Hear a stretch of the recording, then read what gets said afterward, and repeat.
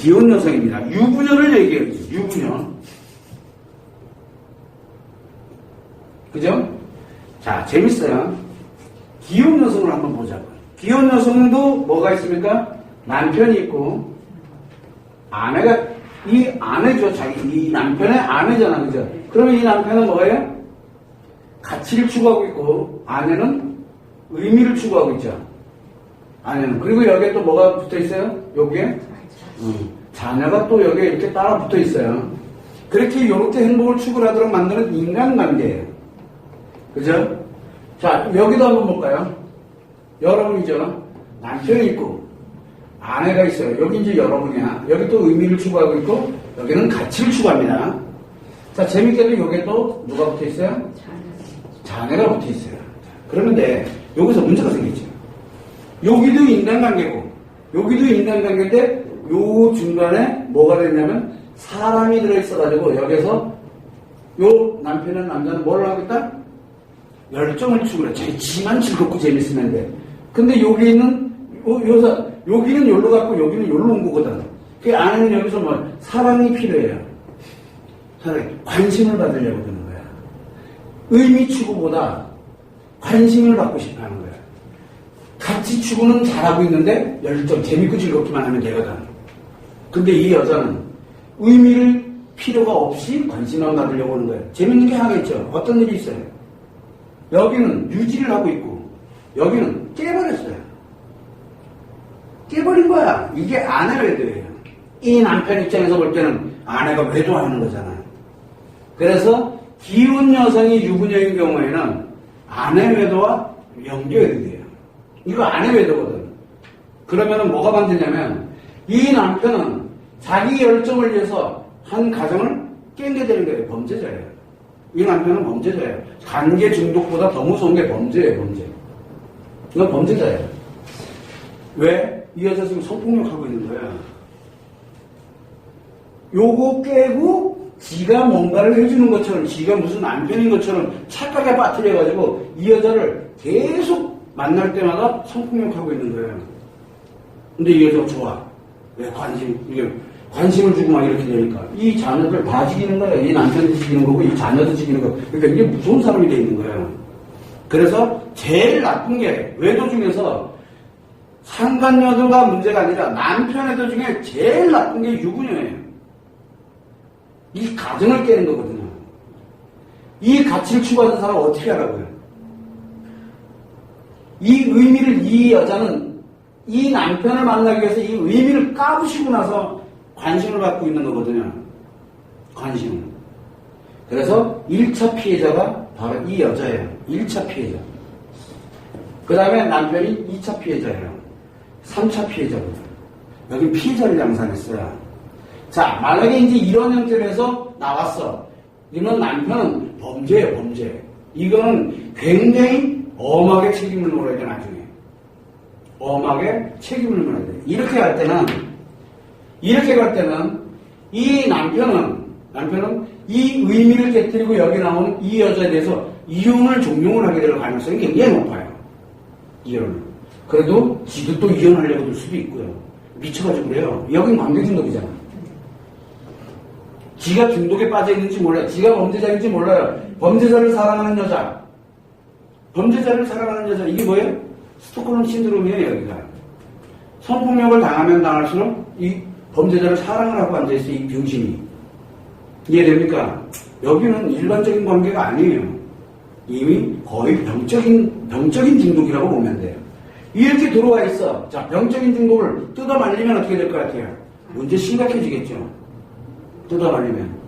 이 자녀를 건드리면 어떻게 돼요? 자녀 버려요. 자녀 버린다니까? 남편 건드리면 남편 버려버려요, 그냥. 원래 시구나 잘 됐다. 그렇지 않은다 얘기하려고 그랬어요. 이혼해. 끝이에요. 끝. 자, 이렇게 될 때는 과연 이럴 때 이 아내로서는 뭐를 해야 되느냐? 제 1순위 뭐예요? 1순위. 대처하는 방법의 1순위는 웃어야죠. 두 번째는 치료해야죠. 일단 치료해야 돼요. 여기서 머물러 있을 거니까. 일단은 상대편 이 가정은 내한테는 중요한데 내 걸 지키기도 바빠요, 지금.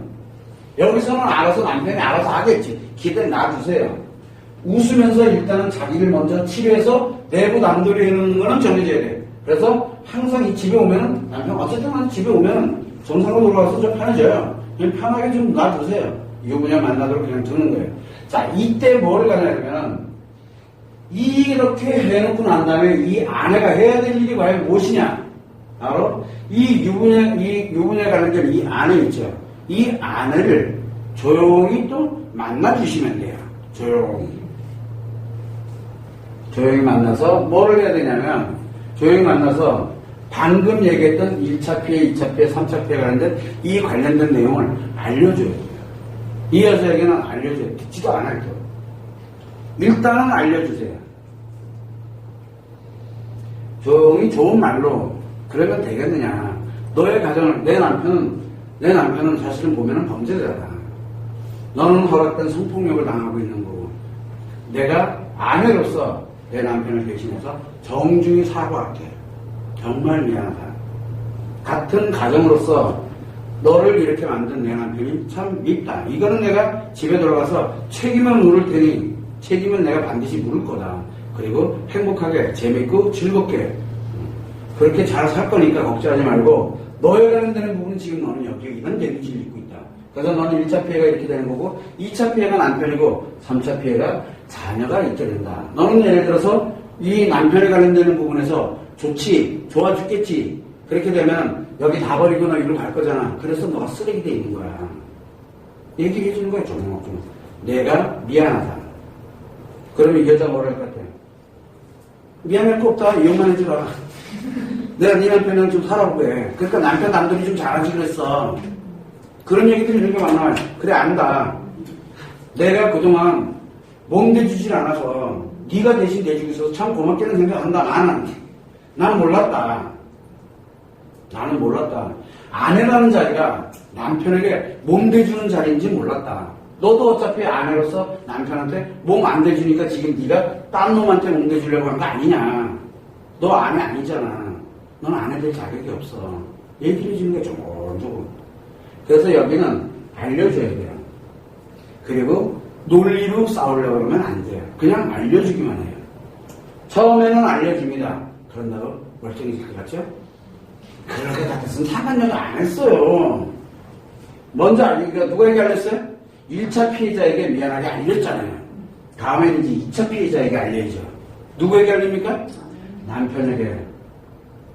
그래서 2차 피해자인 남편에게 연락을 해도 뭘 합니까? 정말 미안하다. 이때는 재밌게도 내 누군가 한 명을 동행을 해야 돼요. 엄마나 아빠가 사실은 가장 좋아요. 나를 조건 없이 친구 안 돼요. 조건 없이 목적 없이 나를 보호해줄 수 있는 사람. 누구예요?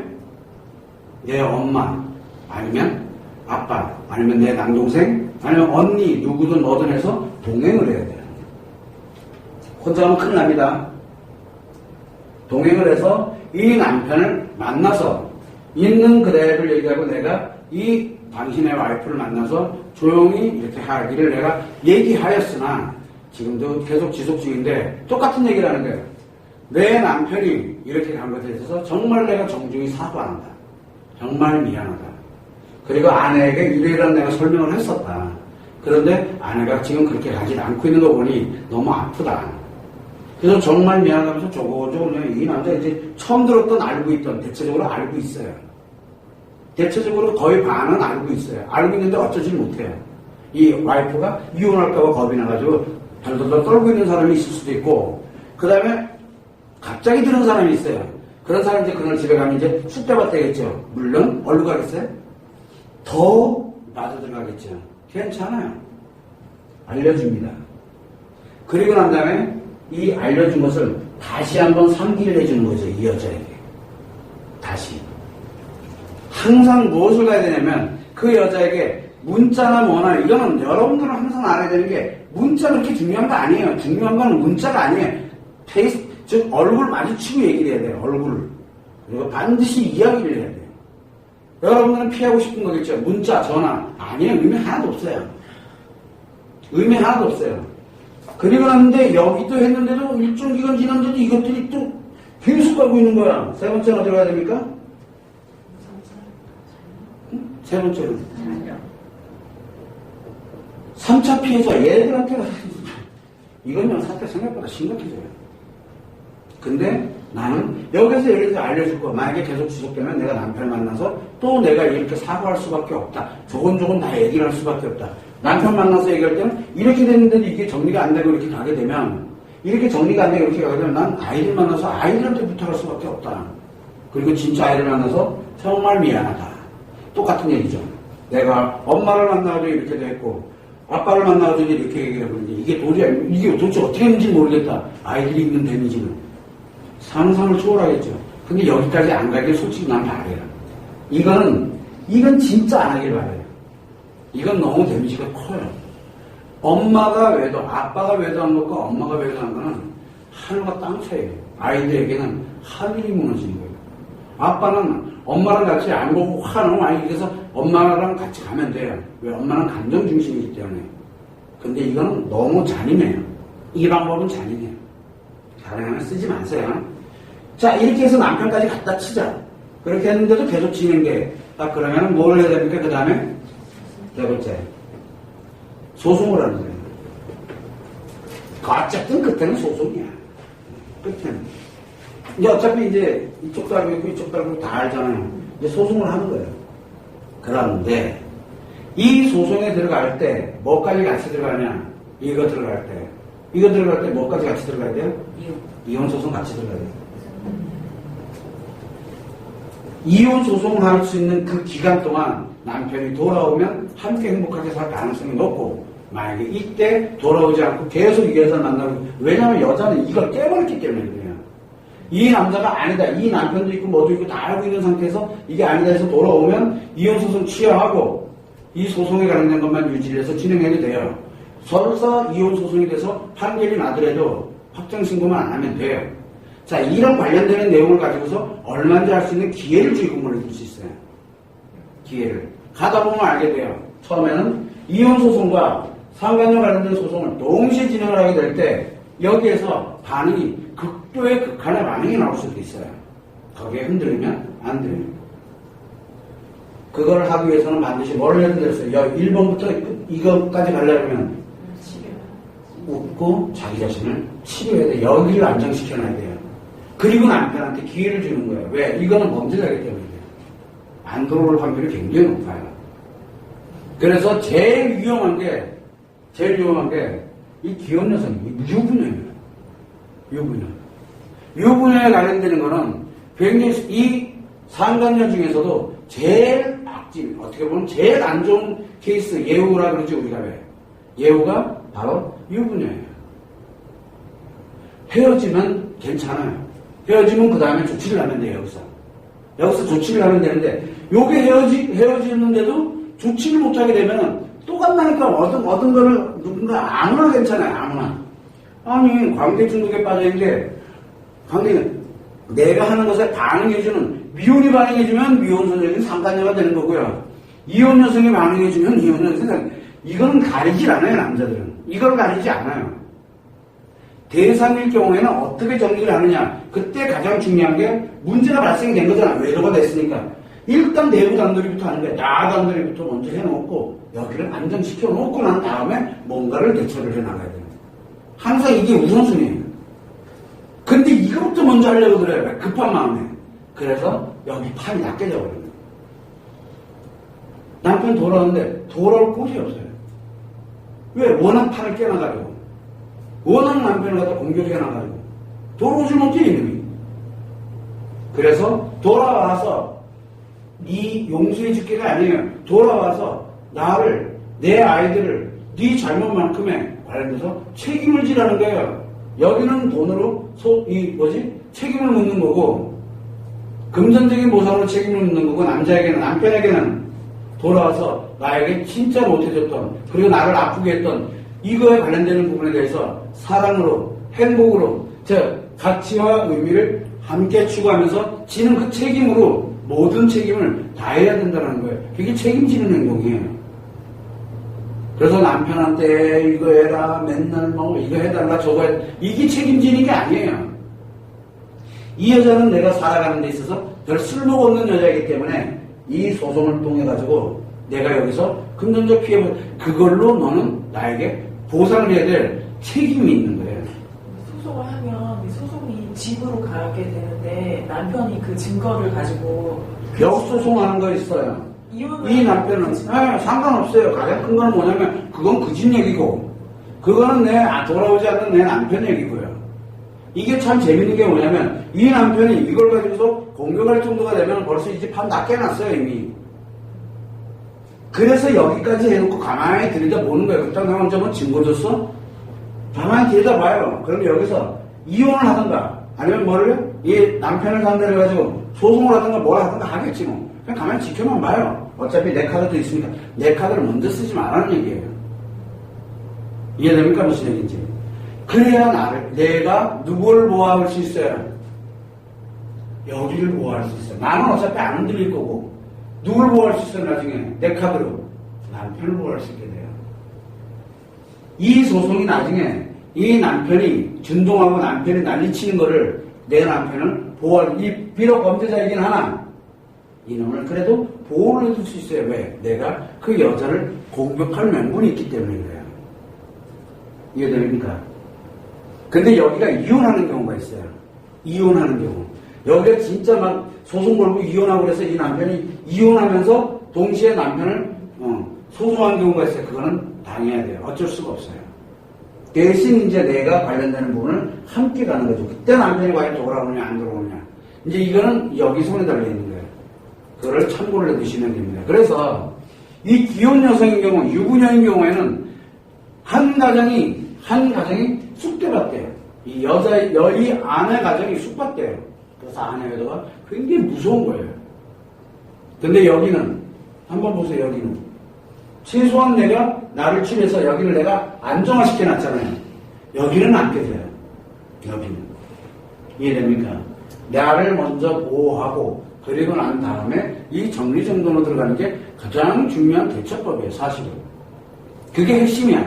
근데 이 사람이 어떤 상황에 처했느냐에 따라서 대처하는 방법이 조금 다를 뿐이에요.